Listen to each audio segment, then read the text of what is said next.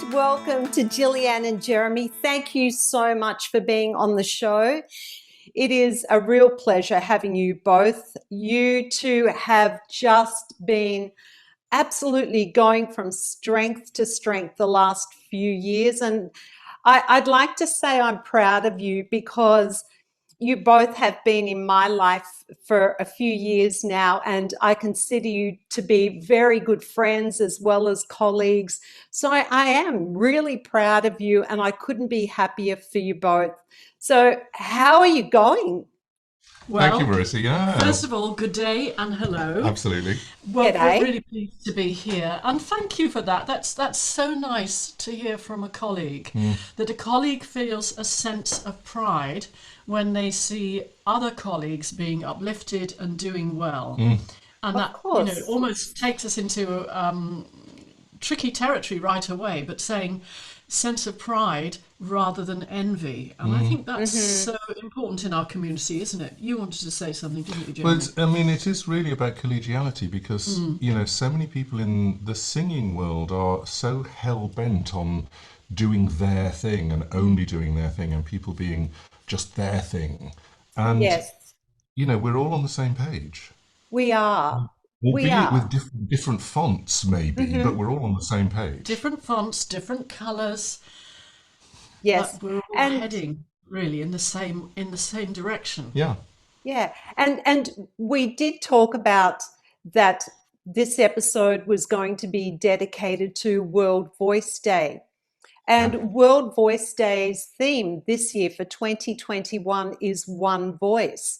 And, Yeah. talking about collegiality, it should be one community and we should be one tribe. And sometimes it doesn't seem that way, but I know from my perspective that I'm certainly a cheerleader for anyone that does well. And I'm certainly your cheerleader. And I can't believe that all these pop up workshops that you've been having, that they're all selling out, best selling books, your podcast, This is a Voice, with over 10,000 downloads.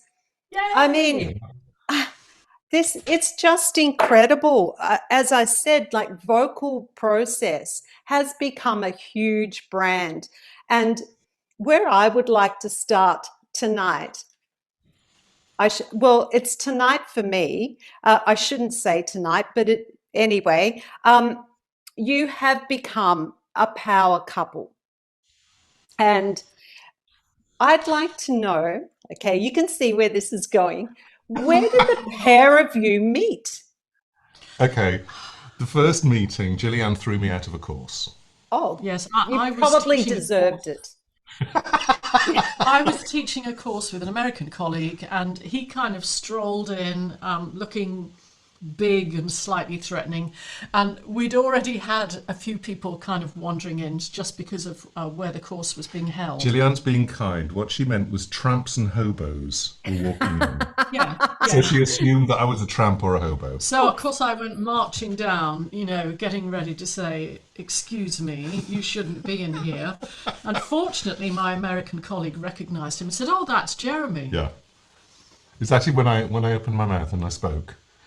And then because in the meanwhile, since working with the American colleague, I'd shaved my head and got contact lenses, so I actually looked quite different. And then I Okay. spoke, and people recognised my voice. And they went, "Oh, it's Jeremy." But what you don't know, I don't think we've ever said this in public Oh, before. a Scoop. scoop. Scoop. Yeah, a little Yes. scoop is that I had been in contact with Jeremy on the phone because I was organising a practice group for singing teachers and practitioners. And he was interested in joining it. So I rang him up, or he rang me. And there was this gorgeous voice on the phone. And I went, "Ooh." Hello, Gillian. I could say really something really cheeky here. It sounds like that kind of voice that asks, "So what are you wearing?" Okay, I'm Okay, not saying that because that will no, be do taken and not. used as people's phone rings. Do not. I But do love a bass. I do love a bass. yes. And That's good. so What were you both doing at that time? Where were you at in your careers when you met? I was a musical director, West End and on tour. So I was doing a lot of musicals. I'd already done opera repetitoring at that point. I was trained as a collaborative pianist or accompanist. So I was doing a lot of stuff, doing recitals, doing a lot of audition pianist. And in fact, I think when you rang me, I was on tour with something You or were other. about to go on tour with the first leg of Carmen Jones, I think. Oh, okay. Gosh, that is some time ago. Yeah. So I had been teaching singing for 10 years. I'd sort of worked professionally as a choral singer, and I was still doing that when I was teaching until up into my late 20s. And then I kind of started to be much more of a career teacher. I found out that I preferred that. And I was working a lot with actors and musical theatre singers. And I was in my Estill phase at that point, which Right. is actually how I met Jeremy because I was co-teaching an Estill course. Hmm. And we kind of got together during that time. And then there's very soon after, I invited him to play for me in a masterclass that I was doing at the Actors Centre. And we'd never Right. worked together before. Hmm. And it was 3 hours or Yeah. something like that. It was a morning or an afternoon At the, masterclass. I've forgotten how long. and at the end of the course, all the course participants came up and said, "How long have you been working together? Because the rapport is amazing." Yes, And that was our first time. you do have amazing chemistry even now. And I have another question about that to come. But okay, so I'm assuming that you started dating. Not Not immediately. immediately. We've After actually that been, workshop yeah. and all the feedback, I thought, right, I'm taking him out to dinner.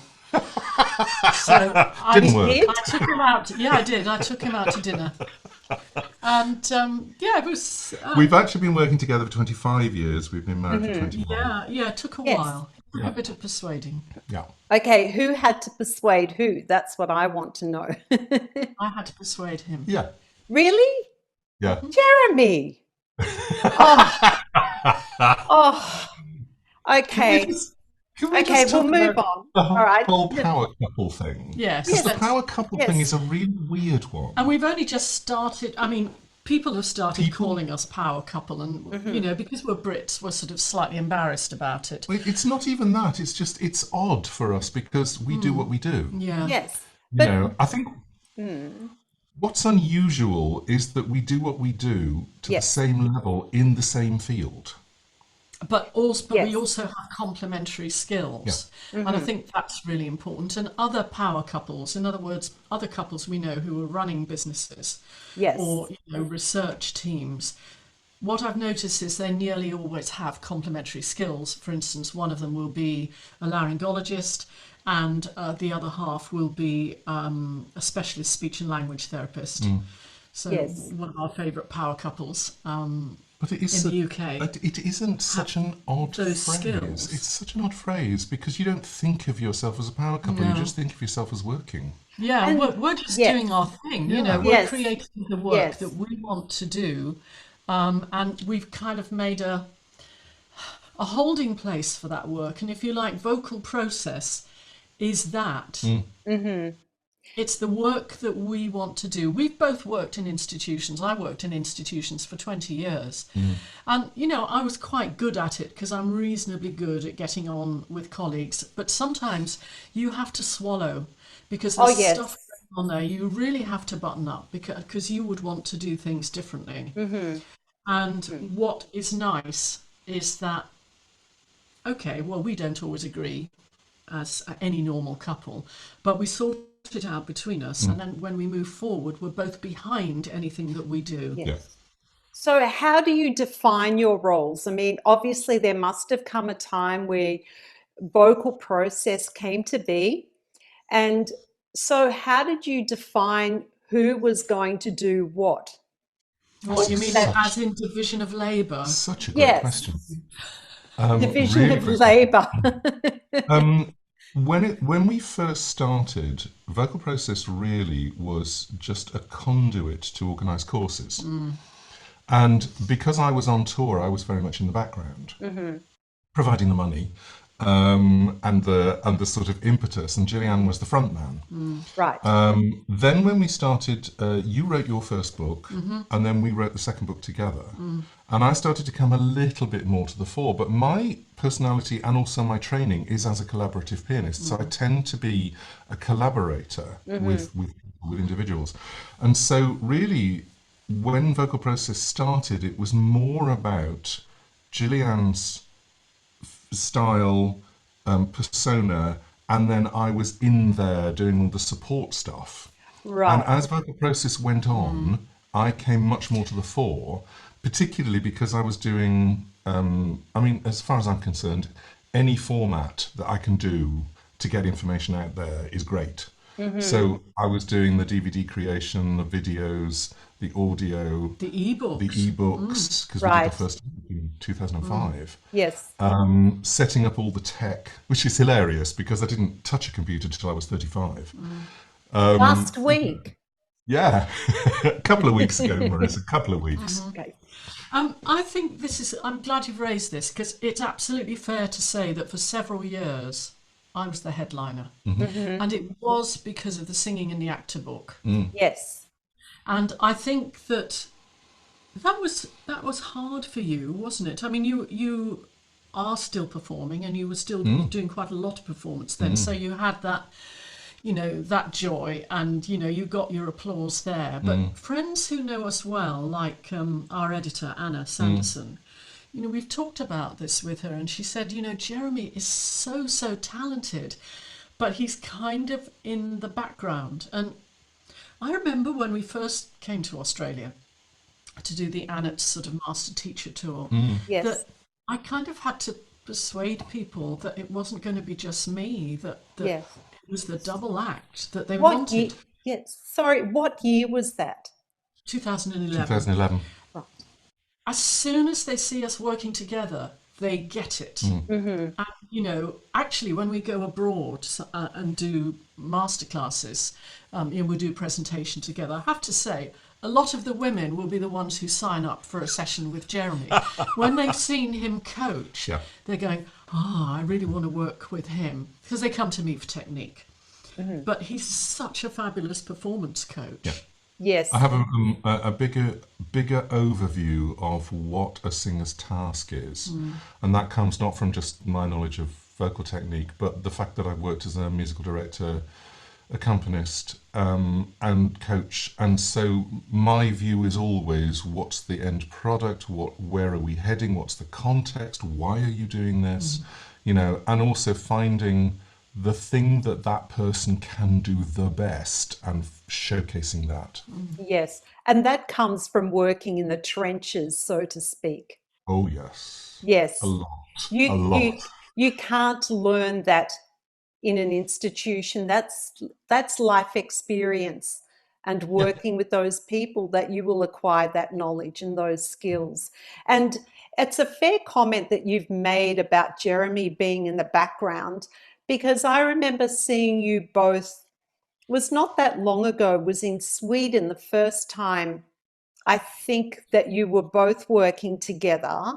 And ICT, yes. yes, and you both were fairly equal playing field. However, when I saw you here in Australia and you did the workshop for us for the Queensland chapter of ANATS, that I saw a very different, even more confident Jeremy than what I had done only a few years ago. You may I think not that's have right. noticed that, but as someone in the audience and someone who was watching their friends as well as their colleagues, I could see that growth in you as a person too, and it was great, and the synergy that you create together, that is something that you can't buy either. You can't I think, manufacture that. yeah, no, I think this is really important, because, I mean, there's a couple of things. I'm much more of a, I'm a person who I quite like to be intellectual and academic, I will look at information, I will categorize it, which is one of the reasons why I'm very good at explaining it. I will tend to go with a slightly more, if you like, intellectual approach. Jeremy, it's always, how do I make it work? How do I make it work? I've got the intellectual thing, but I do intuitive a lot. Yeah. And so once we start to put that together, he'll look at a PowerPoint I've put together and go, oh no, they don't need to know this. Put this away. This one goes at the end. He'll sort stuff out. I mean, he's got an amazing editing eye, actually. I think that's one of the ways that we've grown. The other thing, and you've just mentioned this very nicely, which is we believe in creating a safe space for learning. And very occasionally we've been criticised on presentations for laughing. Can I just say the one comment that really got me was we did a presentation and somebody in their feedback form put, "It's too daytime television." And I went, I love what's daytime wrong with television. that? Absolutely. We were thrilled. I love daytime television. Yeah. And it's like, I don't want to be a very stuffy university lecturer talking in long sentences. What I want to do is to get the information across in whatever way works. And laughter is brilliant, because laughter, when you do something and you have laughter or you have fun or you have a sense of humour, the information that you've got sneaks in behind. And it's there. Exactly. And people learn it better. And I think the other thing is, I can say for myself, I mean, it's well known that in my late 20s I had a voice problem. I've talked about it on Facebook Lives. And something like that can really knock your confidence.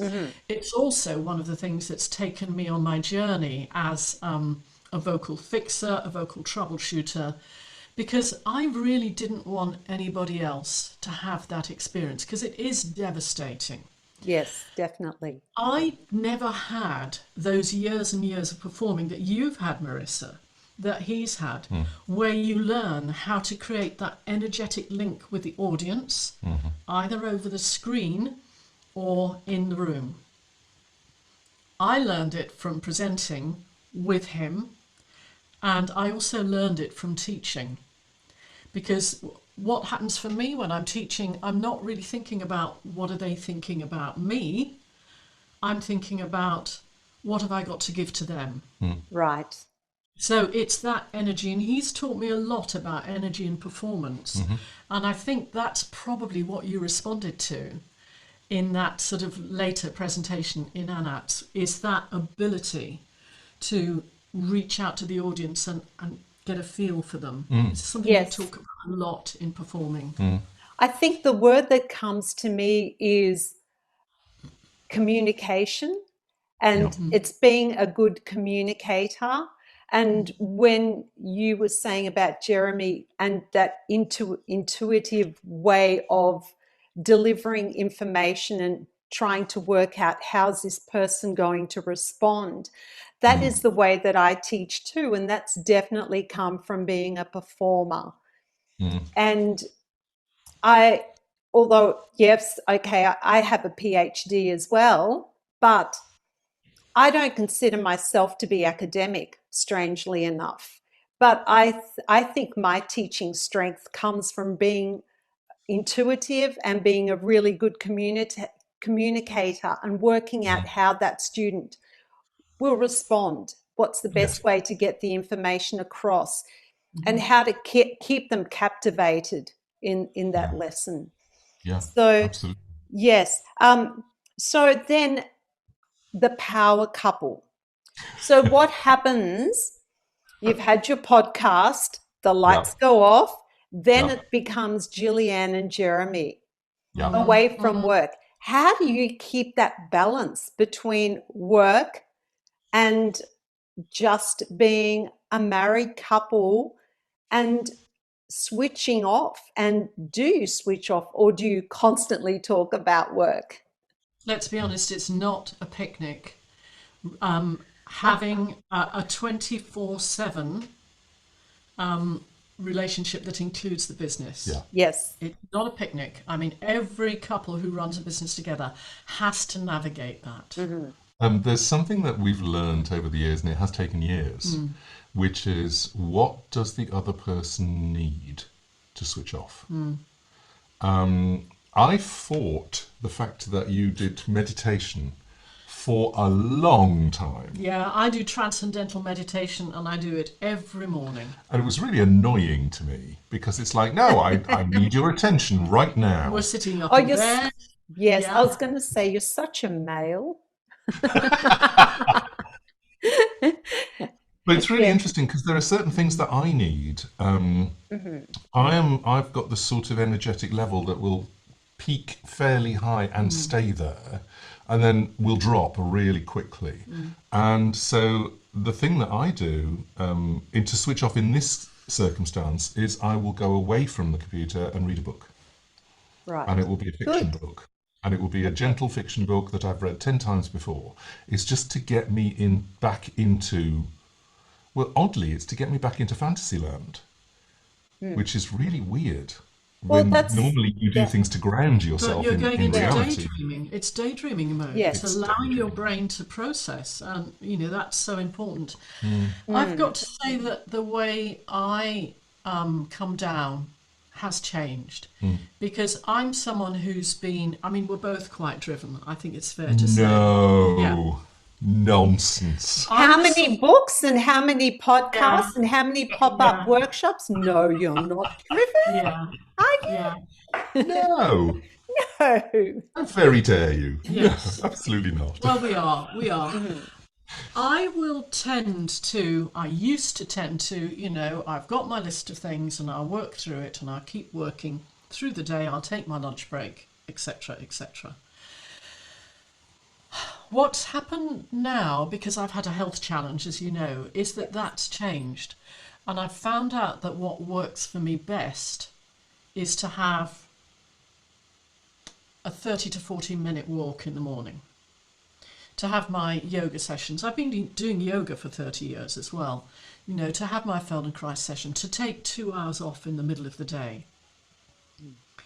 And so I'm actually having to learn how to manage my work life in a different way.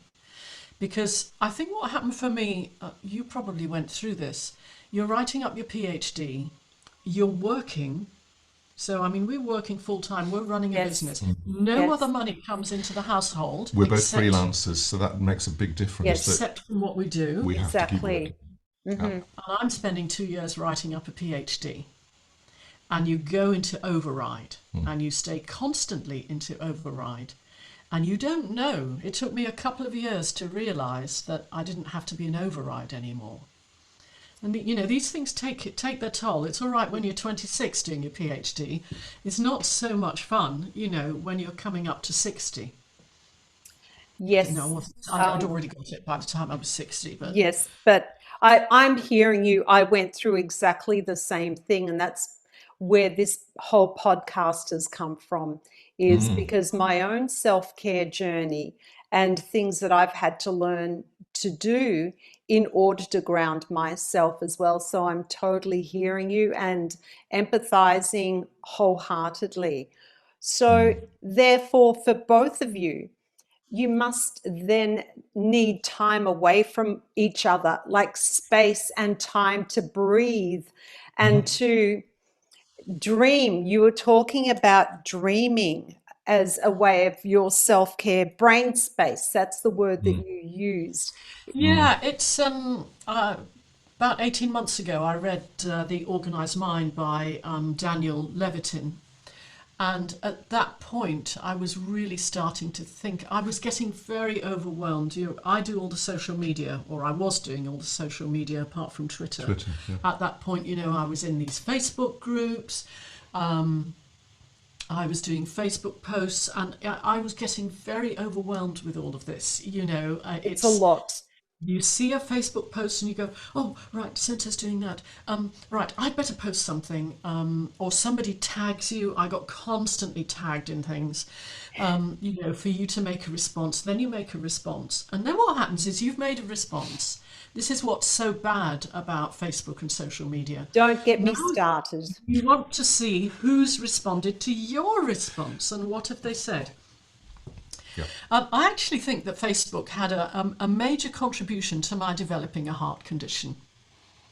I, I think Um, they've had a major Enough contribution said. to a lot of the stress and the anxiety that Mhm. our human race is experiencing as a whole Yeah, globally totally. There's a right now. really interesting moment where, as a human being, you go, I don't need Facebook to validate myself. Mm, Hmm. And that's a very, very powerful mm, moment where you go, Facebook, I use it, but I don't need it to validate myself. mm. And suddenly it gets put a bit more into perspective and you stop being on it all the time. I think in our case, Yes. it was that sense. There was a time when um, entrepreneurs, solopreneurs, and small businesses like us were really starting to use Facebook in our profession. And I would say that happened about 4 years ago, Hmm. 2017. And I think there was a huge race. That's what I felt, that there was Mm. some kind of a push and a race. I'm the top person. I know the most. This is my business. You must all come and work with me. That was all the underlying stuff. Oh, you must all come and work with me to the exclusion of anyone else Yeah. because now you're Yeah, mine. you're in my Okay. group, and so you're mine, and etc. etc. Mm. And you become very triggered by this. Hmm. And that was one of the reasons why I read this book, because I'd heard about it from colleagues, The Organised Mind. And he talks about the need for the brain to daydream. Mm. And it's by daydreaming that you allow your creative self to flow. Hmm. And it's one of the ways that when you're not sleeping, that you can allow yourself to process. And I have really enjoyed the experience of allowing myself to daydream, because the only time I used to daydream was in my meditation, when I would suddenly download a whole idea, like a whole workshop. And that was wonderful. And I was thinking about this the other day. I used to get my best ideas on the loo. Now, this is a bit tragic. This is a bit Yes. tragic, isn't it? And way too much information right now. But I'm serious, and suddenly I Yeah. get an idea. Now, because I have the brain space, I think my ideas are better, they're more creative, I was and going to say yeah, that creative yeah, space. and Yes. a deeper level as well, rather than, oh, I've just had an idea. I feel like you said this to us when we were in Australia. It was so sweet of you. You said, I think you're just about to start your prime. Mm. And Yes, I I did. kind of I remember feel like, that. yeah, I Mm. feel like mentally and creatively, I'm in my prime now, and it's a really great feeling. Mm. I And for agree. me, it's having that enforced time off that I had to face that, developing a chronic health condition. And although it's not a pleasant thing to have, it's changed my life. Can we, Mm. yeah, can we just Yeah. talk about being in our prime? Because I'm 58. I would have That's thought by the age of, so old. I know. So I'll be on sticks with a blanket over my, well, I No, already do have a no blanket over my knees, sympathy from us. but it's No, really no interesting sympathy because from us. as a younger musician, you just think that you'll reach your prime by 30 or Mm, 25 or 40 or whatever, and mm, 58 just seems so long. And yet, what's happening now is because of what we've been doing, what we've done, the stuff that we've done to work on ourselves, just as a relationship and also as teachers and as people, mm. that suddenly, you hit a particular age, and it doesn't matter what age it is for each person, there'll be some time in your life when this happens. And then everything, instead of sort of you having to work for it, things start to come in and they start to flow. And suddenly you're in flow. And you go, oh, is this what people are talking Mhm, about? mhm. Manifestation Yes. and momentum. You Yes. can't stop a steam train. Yeah. Like it takes a lot. Once you gather that momentum, it's very hard to stop, but it's creating that momentum and tapping into a way of creating that too. And Yeah. obviously, you with Gillianne with your health concerns, and Mm, both of you, would you say where you're living now has contributed to that? And also COVID, being in isolation. I'm Yeah. glad you've mentioned Yes. COVID. I mean, Yes. first of all, yes, it's interesting because we've made some big We have made some very flight corrections in our lives, haven't we? apparently weird decisions in our lives that have not been Okay. weird at all from the Okay. inside. We moved Right. to Mid Wales from London after I've been working in London for 33 years. We moved 11 years ago, and I can remember colleagues ringing us up saying, "You've moved to where? You're out of your mind. What's there? You've What are you moved going to you've do? moved out of London to somewhere we've never heard of. There's nothing there." There's And we nothing said, there. "That's right. That's There's the nothing point. there. There's Hurrah!" us. The rest doesn't matter, people. Yeah. But it's really because the place that we moved to, we have a river running through the garden, and it was interesting. We spent 2 weeks on holiday in this area, and that was literally I just put a pin in a map and went, I don't care where we go on holiday, we're going here. And we had 2 weeks, which we'd never had 2 weeks off before. This is Not 2008, for a long time. No. 9. Small And- business. And we, at the end of the 2 weeks, we were just looking in the estate agent's windows, looking for, as you do, I wonder what it would be like to live here. I wonder what the prices are. And we saw the prices and we went, oh, okay, let's start looking at houses. And we walked into only one house, and it was the one we're in now. When we Incredible. said, this house has been built for us, it had everything we needed in terms of rooms.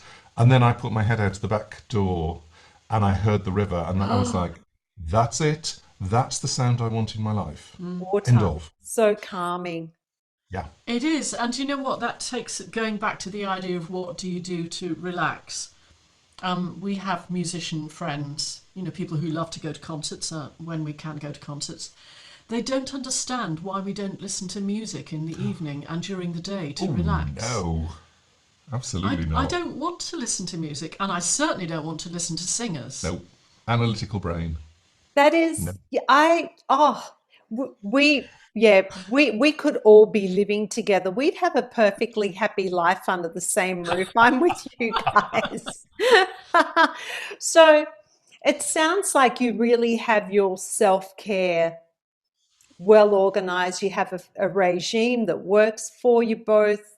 And so do you feel then that as teachers, as teacher trainers, and every area of your life as authors and podcasters, that having that health care regime, being mental, physical, emotional health that you take care of, that helps you turn up at your best every day? Yeah. Without question. Yeah. Without question. And because you mentioned COVID earlier, because we were lucky in the sense that we were ready, because we'd been teaching online, and we had a whole legacy of stuff that, could be promoted online, that people could go to for the lockdown learning. And suddenly what happened was, because we were ready in that sense, we got exposed to a much wider audience than we had previously, and we were ready for that. Plus, having worked 24/7 together, almost in isolation, for us, This was normal. going into lockdown really wasn't a big deal. Completely normal. It's like life didn't change that much. Yes. But your business model has. Oh, yes. Aha, the business model changed totally. Massively. Yes. In response to what people needed, because we'd had this wonderful trip to Australia in 2019, as you know. To us, that trip to Australia in 2019 was absolutely seminal trip. It was so crucial for us. It was almost like people saw us without any filters, and then we were able to see ourselves back and go, oh, we're actually quite good at what we do. Do you know what was so... Thank you. What was so nice about it was, because Aussies, you're upfront. Yeah. By and large, you tell it like it is. And what we found was that if we were just ourselves, they were responding to that. There didn't seem to be that filter of, having a presence or being something. Can't be bothered with that. And people in the course that we were teaching in Melbourne, I was just, almost straight away, they were turning around and whatever we were talking about, they were discussing it with each other. Mm-hmm. This would never happen in Britain. People sit Really? there, what if somebody finds out I don't know? Yes. Right. Almost immediately. In fact, it was difficult to shut people up. They were so excited. And it gave us, we felt so affirmed. Oh, it was great. It was And great. it was a wonderful opportunity, and that just went on. We went to Queensland Conservatorium, where we were absolutely welcomed there. Yeah. I feel Had a such a ball rapport there. with Irene as Yeah. a teacher and a trainer Yes. and a She's researcher. amazing. Yeah. So we came Irene back. Bartlett. We came back, and we actually decided almost from that trip that we were going to replan our lives. And we did what I think of as the deep dive, which Yeah. is we cut a lot of our work out in order that we would have time to go inside and find what is it that we want to do. So when COVID hit, we were already in the deep dive. We were already planning new things. But the one thing we'd never done, we'd taught online for 10 years, For about one-to-ones. One-to-one, or maybe 6 people. But we'd never done big courses online, and we thought we really don't know whether it's going to work. And it was one of the Australians who basically twisted our arm. Thank you, Lisa Thank Perks. you, Lisa Perks. Lisa, yes. She twisted our arm to put the course that we were going to come back and do another course in Australia. And she twisted our arm to do it online, and we went, we don't know whether it's going to work. But we turned it around, and there were all sorts of things that we discovered teaching online that I don't know that we would have discovered in any other way. And the first one was cut 2/3 of the content, which is terrifying. Because we had That's a so much lot. that we wanted people to do. We wanted people to know. We started by cutting half of it, and I remember doing the mind map for it and showing it to Jeremy, because I said we can't do what we normally do, and he looked at it and he said, but that's not the course. And I said, well, that's what we have to do. And so we delivered it, and I remember after the first week, a lovely Australian person, she'll laugh when she hears this, I won't mention her name in case she's embarrassed. In her feedback, she loved the course, but she said, your PowerPoints are deadly dull. Wasn't me. Yeah, no, just tell it like it is. Yeah. Yes, that's an But Aussie. we really took that on board, didn't we? And so actually we cut a bit more out of the course, and guess what happened? People loved it more. But it was really interesting because they learnt faster. Yeah. They learnt deeper, they learnt faster. They actually got what we were talking about. And what we discovered was that 2/3 of the course, interesting though it was, didn't belong online. We were trying to tell people too much to tell. Teaching isn't telling. Teaching isn't telling. Yeah, yeah.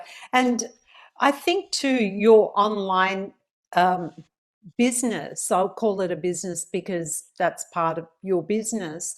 I think it came at such a great time for teachers. I think everyone, when COVID hit, our teaching community was really craving connection with other people and wanting to hear other people's stories and wanting to know that they weren't the only ones that were feeling a particular way. So and craving knowledge. It was just, if ever there was a time of needing what you were offering, that was the time. And did you find that teachers themselves were different? Like, did you find that they were stressed? Did you find that their attitudes were different during that time? Or did you find that everyone was kind of business as usual? No, I don't think they were. I think- they were not business as usual. No, I think they were more open. Yeah. I think, Fantastic. honestly, I think their hearts were more open. Yes. And one thing that we discovered was that, by using the comment box, they could interact with each other all the time. They're sort of able to ask questions as you go along, which doesn't happen so easily in an in-person I love that. I love that in-person online. course. The fact that we have the chat box open the entire course, and people can ask questions, they can drop in comments, and we're keeping an eye on it. Feedback we constantly get is, I really miss my morning sessions with other teachers. I loved working with other teachers. I loved the community. It's the community. And that's a really powerful thing. So that what we feel we're doing when we're doing these courses is we're holding the space Yes, for people to learn together. that's very conscious. We are Yes. consciously holding the space. Yeah. Because everyone who comes brings something with them. And sometimes there's a bit of a meltdown. Someone will have a sort of a wobbly of imposter syndrome. And what we do now on these longer courses is we have our colleague Anne, who's trained as a life coach, and she will give them Yes, I know support. Anne. Yeah. Yeah. So that can happen. But, you know, it's the sharing in the community. Everybody brings something to the table with them. And it's that two-way traffic. We're learning from them and they're learning from each other. And it's just so powerful. And it's this thing of, you know, now everyone's talking about curated peer learning. We're learning from each other. That's the way that I've always taught. It's the way I've always worked with singing teachers. It's not about what I know and what I do being the best. It's also, Always been about sharing for me. but it's also not about knowledge. Knowledge is dry. Knowledge isn't practical. Knowledge is very impressive, thank you, but knowledge is knowledge, and that's fine. You still have to know what to do with it. You still have to know how it works. And also, when you're working with singers, they are complete individuals with their own history. So you still have to take whatever it is that you do or know or have and work it to the person in the room. And I think that's been Exactly. one of such fascinating stuff doing the Zoom sessions that we do, where we're working with, we normally have a cutoff of 20 people because 20 people we can cope with, 20 people we're still communicating individually with. I think more than that, and it starts to become a mass of faces. Yeah, if you have 50 people, you just end up doing a presentation, don't you? Yeah, and we don't, I mean, yeah, we have presentations, but we don't do presentations.